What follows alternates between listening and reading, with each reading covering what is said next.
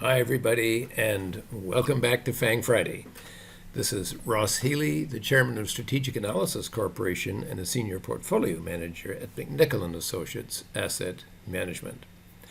As I observed last week, the FANG stocks had settled into four distinct modalities. Two were on the verge of promising buy signals, pointing to much higher prices. Two had already flashed that very promising signal and were steaming solidly ahead. Two are sort of mushing along. They're safe enough, but not exciting. And two look to be heading lower, as their SVA technicals look to be aligning with their visible fundamentals. So, there's something for everyone. But watching closely for two of the FANGs in particular remains the order of the day. Anyway, without any further ado, I need to take a close look at those FANGs and what went on in this past week. But as always, before I do like to say thanks to everyone who likes this video and all our subscribers. It really helps to grow our channel, and we appreciate it greatly. Okay, well, the star, or anyway, whatever we want to call it, of the day is Meta. And after some superb numbers, Meta jumped to its bubble price, but since that time has been struggling to go any higher. Yesterday, it was popped nicely above its bubble price. Today, it popped equally below. And why is that? Well, when we take a look at the long-term picture of Meta, it's very easy to see. Every time in the past that this stock has reached its bubble price, it has set back. And this time may or may not be any difference. Well, we're just going to have to wait and see, aren't we? Promising, but the other stock that's tucked tight in up against strong resistance is Microsoft. And by the way, Microsoft, I think, if you don't know, has now replaced Apple as the only $3 trillion stock.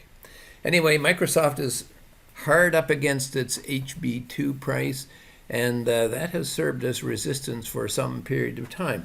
And as of course you can see from the slowly rising, and I emphasize slowly rising fair market value, there isn't a lot of sort of pressure, as it were, to head higher. So this key AI stock, possibly promising, but not delivering yet. Now, two of the stocks that have leapt above key breakpoints. The first is Netflix, which on spectacular numbers has popped over its HB2, which, by the way, is 9.5 times book value, heading very clearly, I think, for HB1, heading very clearly for HB2, which is 12 times book. And the question, of course, can it go higher? Well, it's been higher, so we'll have to wait till we get there. NVIDIA just remains a real powerhouse of a stock. Fair market value moving strongly ahead, a little bit less aggressive than it had been, but moving up very nicely. Just a reminder, the HB7 price, which is 42 times its book value, 42 times book value, okay, remains the very long-term high for the stock. So I think we can get there all right, but the question is, then what? Amazon just mushes along quite nicely, right, it was riding its bubble price for a while, but now appears to be kind of lifting off a little bit, particularly I think with the last quarter earnings, which I think showed that there was a decent head of steam with the company. I want to show you a more interesting view, however, of Amazon here, and that is if I take a look at the last 5 years. Look at the fair market value line, and then look at the stock price in its price to book terms. When the fair market value line is falling, so is the shares. When it's rising, so are the shares.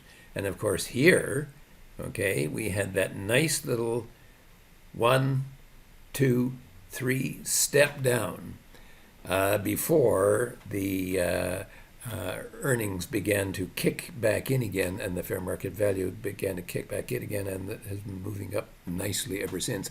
It would strike me that with that, we at least should be able to see the HB1, which is about $200.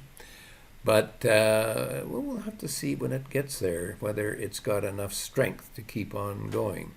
But I think the HB1, is an easy target. Alphabet is just moving along, was moving along its MSG price. That's 5.5 times book value. Has been lifting off, and I think wants to go to its bubble price.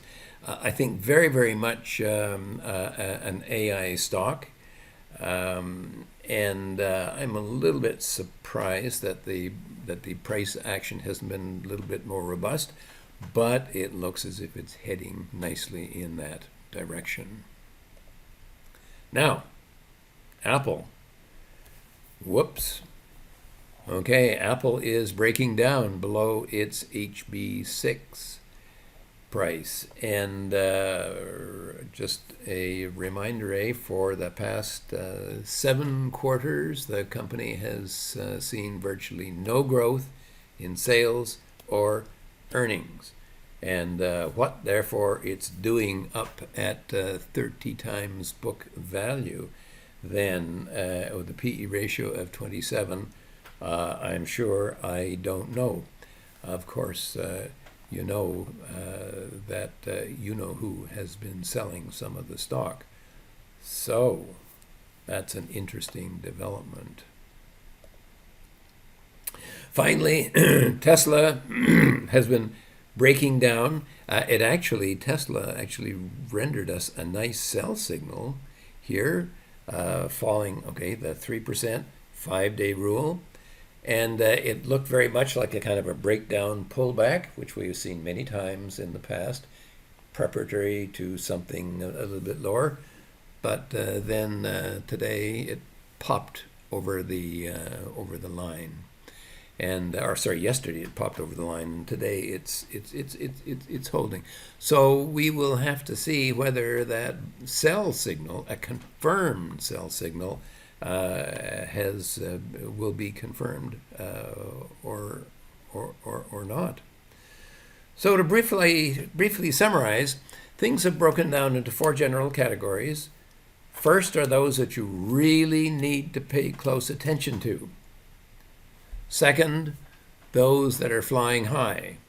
Third, those which are steady as she goes. And finally, those which I would prefer to leave to someone else. So let's start with the 2 I hope you're watching stocks. 2 weeks ago, Meta got everybody going with blockbuster earnings on a year-over-year basis, and the shares leapt to my long-term target, its bubble price, or 7.4 times book, which I set over a year ago. And it has been fascinating to watch the shares as they try to decide whether to break out or stall out. Yesterday, the shares did try to break out with a resounding leap over its bubble price. Today, with equal vigor, the shares have broken back down under the line. My overall suspicion is that maybe the shares will succeed in breaking out to all-time new highs. but they may not go without some considerable resistance, and thus far indecision has won the day. The bubble price is a very important hurdle, as the shares have never been able to exceed that level. As I noted last week, the market has a memory, and it does not casually allow prices to head into the wild blue just for the fun of it. As for Microsoft, you can take the stock on any number of levels. Some year-over-year and quarter-over-quarter comparisons were powerful and promising. Some were just so-so. In other words, just what management had been saying all the way along. As a result, so far that HB2, 12 times book, has been a tough hurdle to surmount. The bottom line here is that Meta, along with Microsoft, are the two FANGs that you should keep daily watch over, as breakouts here would be significant. But I strongly suspect that any breakouts here will be of the breakout pullback kind. In other words, they're not going to run away. And speaking of breakouts, both Netflix and NVIDIA have broken out over critical breakpoints and are doing very well indeed, thank you. Breakouts are lovely signals. They do two things. First, they alert you to the probability that the growth rate of the underlying company is accelerating. Second, they promise, as it were, the strong likelihood that the share price will advance at least to the next higher breakpoint, as that is normally at least 22% higher and can be more with any intervening balance sheet growth. This can be a very promising and profitable market cue. And on a more prosaic note, two of the FANGs are on a what I would call steady as she goes kind of a course. As far as Amazon is concerned, the shares have been oozing higher, and it looks like the HB1 or 9.5 times book is in the cards. For anything more, we'll have to wait and see. The same goes for Alphabet. I said that I thought that those quarterly numbers were okay. It's just that the market wanted more. So the stock had briefly set back a bit towards its MSG price, or 5.5 times book, before recommencing its ascent towards its bubble price again. That's 7.4 times book. I should add that in my analytical opinion, more is highly doubtful. Well, that's 6 of the FANGs, which are looking pretty good. Although I emphasize that Meta and Microsoft must break out here, and at least one is trying. Now, everything is not all roses. Apple and Tesla continue to be a major concern because of both their shorter and longer-term potential growth outlook. As for Apple, I remind you that it isn't necessarily sales and earnings that has driven Apple in the past. It's been share buybacks. But, ouch. There have been no buybacks in the past 2 quarters, and therefore we are now looking, right here now, at a breakdown below the HB5 or 26 times book. More intriguing, however, was the recent announcement that Berkshire Hathaway had sold a slug of its Apple holdings. Now, relative to its total holding of Apple, it was a small piece of the total.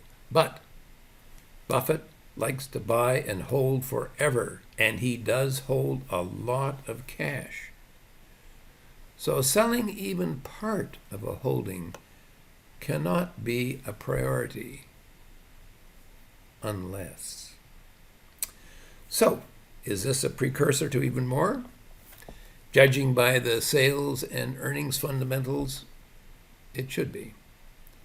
Is this a rebalancing move by Berkshire Hathaway or a shot across our bow? As far as Tesla is concerned, the stock managed to do what it so often has done before. It rendered a sell signal by breaking below its HB1 price, 9.5 times book, providing a confirmation using our 3% 5-day rule of thumb. And then, as of yesterday, popping back across that boundary again.